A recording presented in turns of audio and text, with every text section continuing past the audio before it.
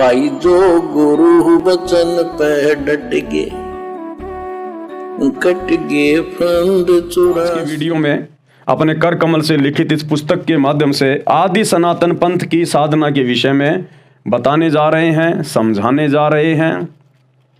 तो ये पवित्र पुस्तक है मुसलमान नहीं समझे ज्ञान कुरान, इसका पेज नंबर 56 है।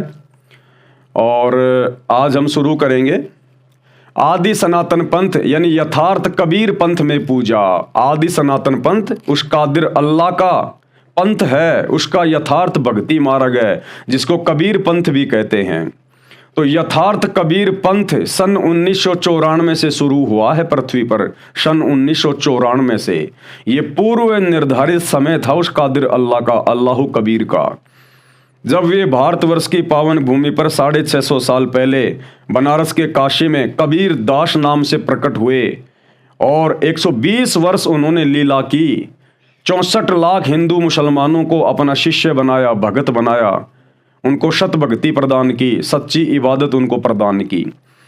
उस समय आदरणीय धर्मदास जी के माध्यम से उन्होंने सूक्ष्म वेद लिखवाया था जिसको कबीर सागर कहते हैं। उस कबीर सागर में धर्मदास जी के माध्यम से परमेश्वर ने वर्तमान भक्ति युग का समय पहले ही लिखवा दिया था, निर्धारित कर दिया था। 5500 जब कलयुग बीत जाए, महापुरुष फरमान तब जग तारन को आए। कि हे धर्मदास, जब कलयुग 5505 वर्ष बीत जाएगा, उस समय सतलोक से, सचखंड से वो महापुरुष अल्लाह कबीर स्वयं ही आएगा और अपनी आत्माओं को जो काल जाल में फंसी हैं, इस डुप्लीकेट अल्लाह, डुप्लीकेट खुदा की डुप्लीकेट इबादत करके जन्म और मरण के चक्कर में पड़ी हुई हैं, उनको सत्य जानकारी देगा, अपने यथार्थ सतलोक की सच्ची इबादत की जानकारी देगा। वो परमात्मा अल्लाह कबीर स्वयं ही आएगा कि 12वें पंथ हम ही चल आवें और सब पंथों को मिटा के एक पंथ चलावें। कि 12वां पंथ जो गरीबदास जी के द्वारा चलाया जाएगा, उस 12वें पंथ के एंड में मैं स्वयं कबीर ही आऊँगा और उसके बाद एक नया 13वां कबीर पंथ चलाऊँगा, यथार्थ सत सुकृत 13वां कबीर पंथ। और उसके बाद सभी आत्माओं को, पूरे विश्व की आत्माओं को, जो परमात्मा चाहने वाली आत्मा है, उन सभी तक ये संदेशा पहुंचाऊंगा। और जो अच्छी आत्मा होंगी वो मेरी शरण में आ जाएंगी, आजीवन मर्यादा में रह के सच्ची इबादत करके और सदा सदा के लिए शैतान के लोक से बाहर निकल जाएंगी। तो वर्तमान जो भक्ति युग चल रहा है इस पृथ्वी पर, ये समय परमात्मा ने 650 साल पहले ही कबीर सागर में लिखवा कर निश्चित कर दिया था। और अपने निश्चित समय के अनुसार, क्योंकि परमेश्वर का कोई भी कार्य निष्प्रयोजन या अविलंब नहीं होता है, साध वचन पलटे नहीं, चाहे पलट जाए ब्रह्मांड। जिस परमेश्वर कादिर अल्लाह, अल्लाह कबीर के एक वचन से ये पूरी कायनात चल रही है। सूर्य, चांद, तारे, सितारे, पृथ्वी, ग्रह, उपग्रह अपनी अपनी धुरी में, अपने अपने कक्ष में घूम रहे हैं, एक सेकंड भी लेट नहीं होते हैं, ना इधर उधर होते हैं। परमेश्वर ने उनको अपने वचन में बांध रखा है। तो उस परमेश्वर के वचन में, उस अल्लाह कबीर के वचन में इतनी पावर है, इतनी शक्ति है। तो भला उनका वचन कैसे फैल हो सकता है जो 650 साल पहले उन्होंने वर्तमान समय में आने की बात लिखवाई थी। तो भाई और बहनों, आज वो कादिर अल्लाह, समर्थ अल्लाह, इस शैतान का बाप, मुसलमान धर्म में जिसे वो अपना खुदा मानते हैं, अल्लाह मानते हैं, असल में ये शैतान है। हिंदू धर्म में इसको काल कहा गया है, गीता में इसको ब्रह्म कहा गया है, सूक्ष्म वेद कबीर सागर में इसको ज्योति निरंजन कहा गया है। इसके अनेकों नाम हैं।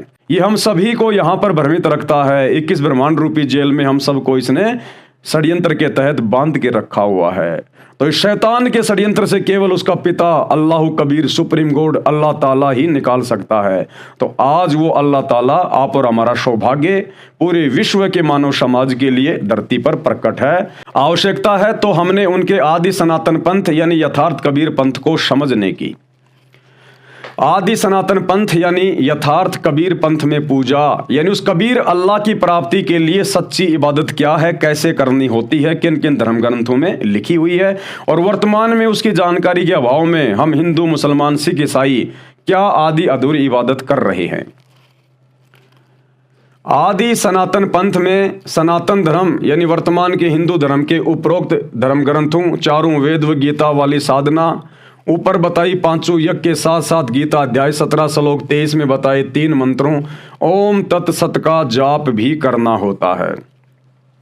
आदि सनातन पंथ की साधना में अल्लाह कबीर की सच्ची इबादत में 5 यज्ञ दी जाती हैं करने के लिए। धर्म यज्ञ, ध्यान यज्ञ, ज्ञान यज्ञ, प्रणाम यज्ञ और हवन यज्ञ।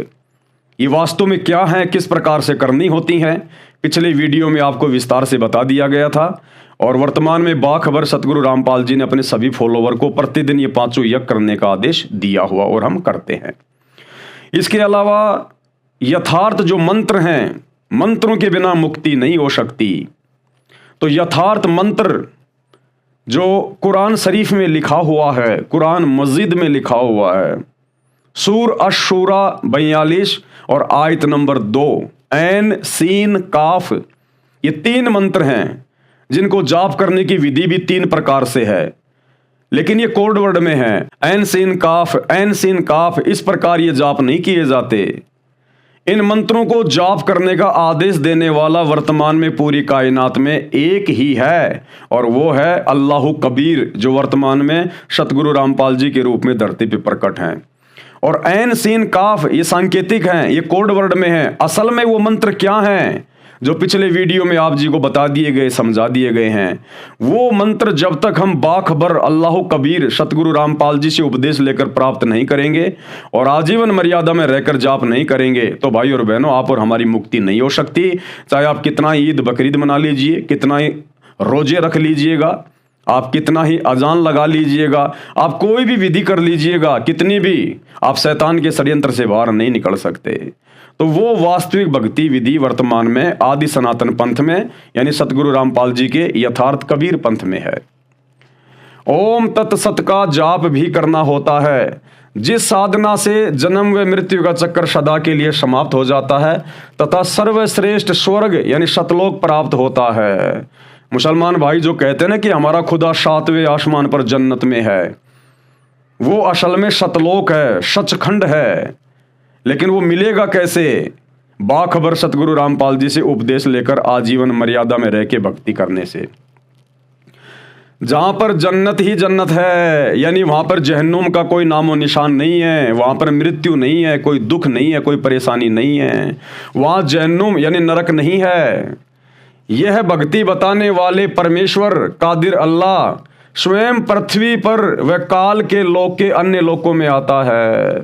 लेकिन वो सच्ची इबादत बताने के लिए, वो जन्नतों की जन्नत वाली इबादत बताने के लिए, वो कादिर अल्लाह परमेश्वर स्वयं ही धरती पर प्रकट होता है। अपनी साधना बताने के लिए उसको स्वयं ही आना पड़ता है, क्योंकि उसके 7वें आसमान के विषय में उसके अलावा 21 ब्रह्मांड में और कोई जानकारी नहीं रख पाता है। इसलिए उस परमेश्वर को स्वयं ही अपने ज्ञान का नबी बनके, अपने ज्ञान का पैगंबर बनके, संदेशवाहक बनके उसको स्वयं ही आना पड़ता है।